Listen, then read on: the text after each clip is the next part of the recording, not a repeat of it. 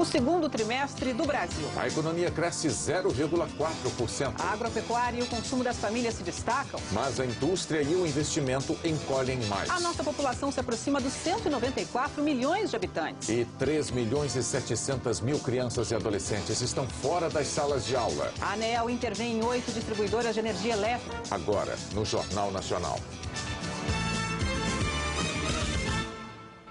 Boa noite. Boa noite. O Jornal Nacional começa com novos números do IBGE para a população brasileira. Somos quase 194 milhões de habitantes, 3 milhões a mais do que em 2010. São Paulo continua sendo o estado mais populoso, com quase 42 milhões de moradores, seguido por Minas Gerais, Rio de Janeiro e Bahia. O estado menos populoso é Roraima, com pouco mais de 450 mil habitantes. O IBGE anunciou também o desempenho da economia brasileira no segundo trimestre. O Produto Interno Bruto, o PIB, cresceu, mas o resultado positivo não atingiu todos os setores. O cafezinho ajudou a aquecer a economia. Lá na lavoura, a produção do grão cresceu. O mesmo aconteceu com o milho. Isso fez a agropecuária ser um dos destaques do PIB. A soma de todos os bens e serviços produzidos no país. Um cálculo que inclui os gastos e os investimentos públicos. E as despesas do governo contribuíram para o resultado positivo. O consumo das famílias, que tem o maior peso nessa conta, também. Só que a disposição para gastar vem ficando menor desde o fim do ano passado. Gasta, mas dentro do limite. De abril a junho, a economia acelerou um pouco. O PIB ficou em 0,4%. O resultado do primeiro trimestre foi revisto pelo IBGE e caiu.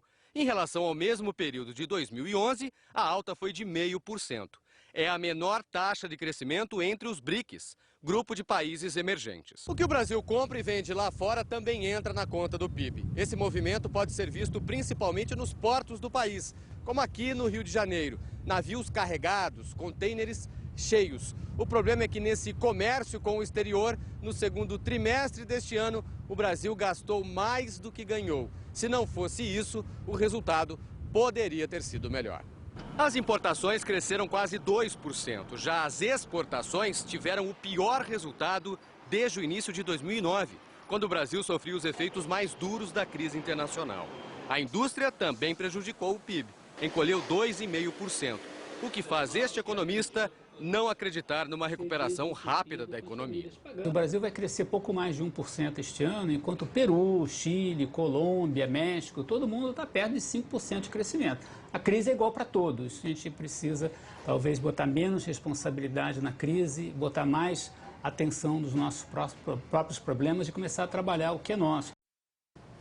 Um determinado aspecto da pesquisa do PIB preocupou os economistas: a queda dos investimentos. Nos últimos meses, a indústria e o setor de serviços tiveram papéis muito diferentes na economia. Se não foi a salvação, deu um bom empurrão. Maior empregador do Brasil, o setor de serviços continuou subindo no segundo trimestre.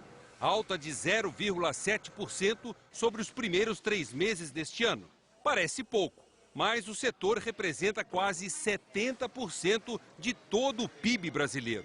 Nesse levantamento, a indústria foi o setor que mais puxou para baixo o desempenho da economia brasileira. Comparando-se o segundo com o primeiro trimestre deste ano, a queda na atividade foi de 2,5%. Uma das explicações é que a indústria brasileira está sofrendo muito com a concorrência dos produtos importados, que estão chegando cada vez mais baratos ao Brasil por causa da crise na Europa.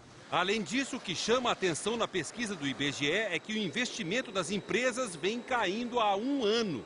No segundo trimestre de 2012, recuou 0,7%. Para este economista, em grande parte a culpa é da crise no exterior. Ele explica que investimento é o que faz um país crescer. Ao investir, você contrata mais gente. Você compra mais insumos, você contrata mais máquinas, mais serviços, você compra mais energia. Ou seja, você está criando uma renda nova que não existe hoje. Isto é que vem caindo e essa que é a grande preocupação. Para o ministro da Fazenda, o pior já passou. Esse número que nós estamos vendo hoje é um número que nós estamos olhando no retrovisor. Nós tivemos uma desaceleração maior do que o esperado nesse início de ano e agora vamos atrás da recuperação. Fora do Brasil, o desemprego entre os 17 países que usam a moeda única europeia bateu um novo recorde em julho. São 18 milhões de desempregados, 88 mil pessoas a mais do que em junho. A Espanha aparece em primeiro lugar, seguida da Grécia, os dois países mais afetados pela crise econômica. O Globo Repórter de hoje revela onde estão as melhores oportunidades do mercado de trabalho brasileiro. Diaristas, pedreiros, garçons, cabeleireiros, cuidadores. Olha, o Brasil nunca pagou tão bem pelo trabalho de vocês. Mulheres descobrem os canteiros de obras. Hoje em dia eu estou ganhando 6 vezes mais. E antigos pedreiros já frequentam faculdades de engenharia. Empreguetes da vida real. A diarista que não para garantiu a casa dos sonhos. Procura-se 250 mil garçons. Cabeleireiros e manicures surfam na vaidade brasileira. E os cuidadores?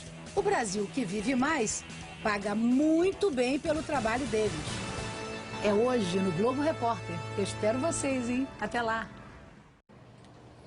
A Agência Nacional de Energia Elétrica decidiu intervir em 8 distribuidoras do grupo Rede Energia por causa de problemas financeiros e de qualidade no serviço. As empresas atendem mais de 3 milhões de consumidores. A ANEEL nomeou interventores para administrar as empresas e elas terão 2 meses para apresentar uma proposta de recuperação financeira que será avaliada pela agência. A seguir, os milhões de crianças e adolescentes fora da escola no Brasil. E os efeitos do trânsito nas metrópoles para a saúde dos motoristas de ônibus. Um estudo do Unicef, o Fundo das Nações Unidas para a Infância, analisou por que no Brasil centenas de milhares de crianças e adolescentes não frequentam uma sala de aula. 3 milhões e 700 mil crianças e adolescentes entre 4 e 17 anos estão fora da escola. Negros, indígenas, portadores de deficiência física e os que têm baixa renda são os mais afetados. A gravidez na adolescência e a violência influenciam, mas há outros fatores. Segundo a pesquisa, a dificuldade de acesso às escolas nas áreas rurais do Brasil é um dos motivos que podem levar ao abandono escolar. Embora seja mais comum no Norte e no Nordeste, esta é uma realidade bem familiar para estes alunos aqui. Nós estamos em Sobradinho, a 40 quilômetros de Brasília. Para eles, a ponte é o limite. O ônibus escolar só chega até aqui. Daí em diante é pé no chão e poeira no corpo. Alguns chegam a andar até 5 quilômetros todos os dias, debaixo do sol forte do cerrado. As crianças ficam cansadas muito, né? Isso é um caminho longo, e com calor, e com sol, e com poeira, dificulta para não chegar na escola. Desanima, não vem. O representante do Unicef no Brasil diz que apesar dos números, a situação é boa, mas tem que melhorar. Enxergar aquelas populações específicas e saber o porquê eles não estão incluídos nesses tremendos progressos que tem feito o Brasil nos últimos anos. O Ministério da Educação diz que a solução do problema passa pela alfabetização na idade certa. Se nós resolvermos esse problema na origem, essas crianças vão ter as ferramentas para continuar estudando ao longo da escola. Se nós continuarmos não assegurando que elas aprendam a ler e escrever quando deveriam, em algum momento elas abandonam a escola. O governo do Distrito Federal informou que a ponte mostrada na reportagem estará consertada em até 60 dias. Escolas públicas de 14 estados e do Distrito Federal tiveram hoje o 3º dia temático do projeto Amigos da Escola. 19 mil pessoas se mobilizaram em torno do tema O Valor da Leitura. Em Porto Velho, as crianças brincaram de Sítio do Pica-Pau Amarelo, uma homenagem a Monteiro Lobato. E em Petrolina, no sertão de Pernambuco, teve comida típica e muita dança. O desgaste diário no trânsito congestionado das maiores cidades brasileiras tem aumentado o número de motoristas de ônibus que se afastam do trabalho por estresse. Uma rua estreita e um impasse. Eu tô na minha preferência aqui, ó. Ele vinha descendo e acelerou para obstruir a passagem. Como que é que dá ré no ônibus grande desse aí, com as ruas estreitas que tem atrás? Eu preciso trabalhar, tempo é dinheiro. É só mudar de bairro para constatar que está faltando paciência para todo lado. Na hora do rush, então... Há uma guerra no trânsito aí. Ninguém respeita ninguém. Pressão do tempo, cobrança das empresas, dos passageiros, são fatores que estão levando um número cada vez maior de profissionais do volante a situações extremas de estresse. Por causa dele, surgem problemas de saúde e muitos casos de afastamento do trabalho. Em Belo Horizonte, 1.350 motoristas e cobradores sindicalizados, quase 10% do total, estão de licença médica por problemas emocionais e de saúde, segundo o Sindicato dos Trabalhadores. Dos afastados, mais da metade por estresse. Os números refletem a exposição a riscos como assaltos e agressões. Rodrigo abandonou o ônibus lotado no meio da rua, na zona sul da capital mineira, minutos depois de ser fechado por um carro. Ele foi e fez gesto obsceno para mim. Aí foi a hora que eu estourei, eu fui, ultrapassei ele e atravessei o ônibus na frente dele, deixei o ônibus atravessado assim, ó. Desliguei, joguei a chave em cima do capô e fui embora. Hoje ele está de licença médica. Segundo essa psicóloga, a volta ao batente geralmente é sofrida. O fator estressante ele não vai sair do ambiente. Se ele não aprender a lidar com isso inicialmente, nós vamos ter o caso de doenças, né? Síndrome do pânico, depressão. Tem que gostar do serviço, né? Se não gostar, não... aí perde a paciência, aí estressa. Mas dá para levar legal.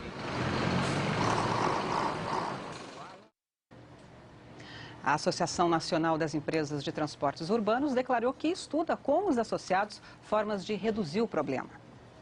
O Jornal Nacional informou ontem que os servidores do Ministério Público da União haviam aceitado o reajuste de 15,8% proposto pelo governo.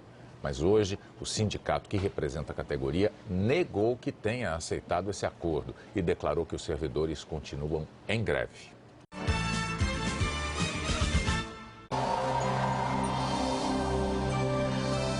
As temperaturas vão voltar a subir no fim de semana em todo o Brasil. Setembro começa mais quente do que o normal, com máxima de 27 graus em Porto Alegre e no Rio, 36 em Goiânia e 38 em Porto Velho, Cuiabá e Teresina. O sol brilha forte, a umidade do ar fica baixa entre o norte do Rio Grande do Sul, o Acre e o Piauí.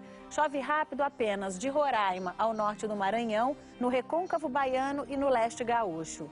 No domingo, o tempo abre no Rio Grande do Sul e no litoral da Bahia. Nas outras regiões, quase nada muda.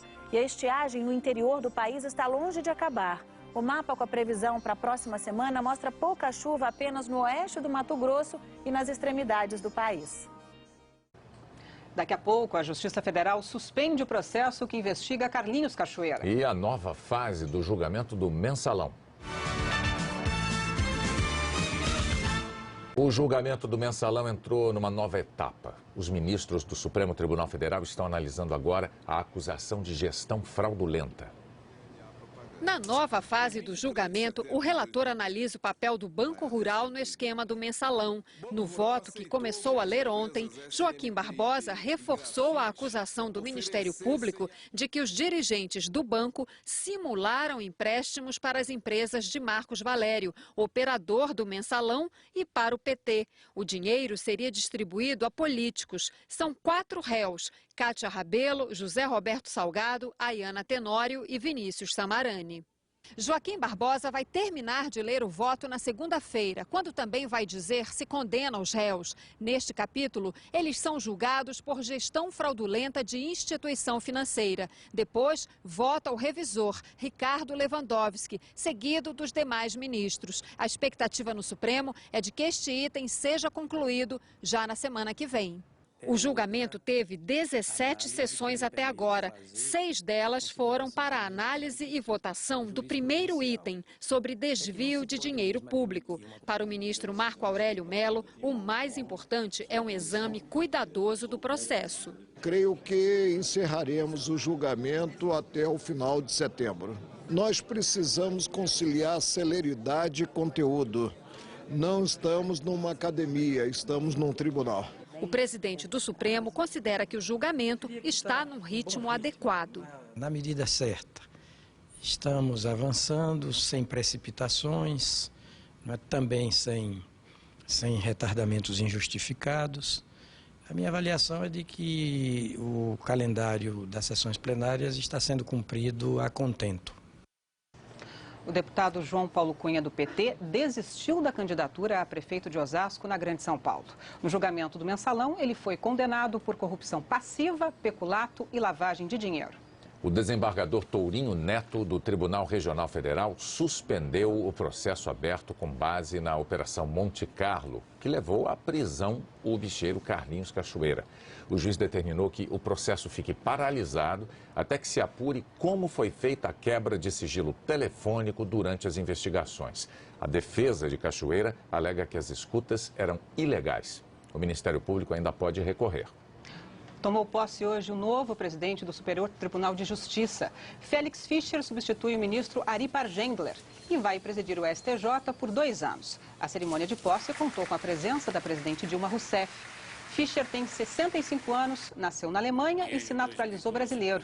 Ele fez carreira no Ministério Público e é especializado em Direito e Processo Penal. O vice-presidente será o ministro Gilson Dipp, que integra a Comissão da Verdade. Você terá outras notícias logo mais, depois de Gabriela, no Jornal da Globo. A partir de segunda-feira, durante as minhas férias, Heraldo Pereira vai estar aqui com Patrícia Poeta apresentando o Jornal Nacional. E eu volto na quarta-feira, dia 12 de setembro. Até lá. Boas férias, William Bonner. E para você de casa, boa noite e bom fim de semana.